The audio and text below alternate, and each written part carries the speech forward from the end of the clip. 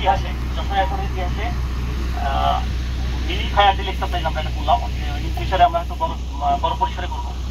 তো বিশেষ করে আমাদের যে মানে স্টেক হোল্ডার যারা ছিলেন, ইমার্জেন্সি রেসপন্স টাইমটা খুবই ভালো ছিল।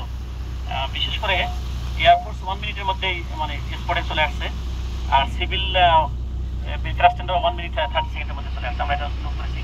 এখন এয়ারফোর্স দ্রুত আসার পেছনে কারণ আছে অনেক, তার কোনো এখানে 1.6 এর কাছাকাছি। তো আমাদের আসলে মূল টার্গেট থাকে যে 90 সেকেন্ড, যেটা আলহামদুলিল্লাহ আমরা 90 সেকেন্ডের মধ্যে আমাদের রেসপন্স টাইম ছিল। আর এখানে ক্যাজুয়ালিটি পাওয়া গেছে হচ্ছে 5 জন। ফায়ারে তেমন একটা আমাদের ক্ষতি হয়নি, শুধু এয়ারক্রাফ্টের ক্ষতি হয়েছে। আমরা ভালোভাবেই 50 পিওবির মধ্যে আমরা 5 জন শুধু ক্যাজুয়ালিটি পেয়েছি। এর মধ্যে একজনকে ফার্স্ট ট্রিটমেন্ট দিয়ে আমরা ইয়েতে পাঠিয়ে দিয়েছি। মোটামুটি আলহামদুলিল্লাহ সবার পারফরমেন্স হলো এবং সবাইকে অসংখ্য ধন্যবাদ।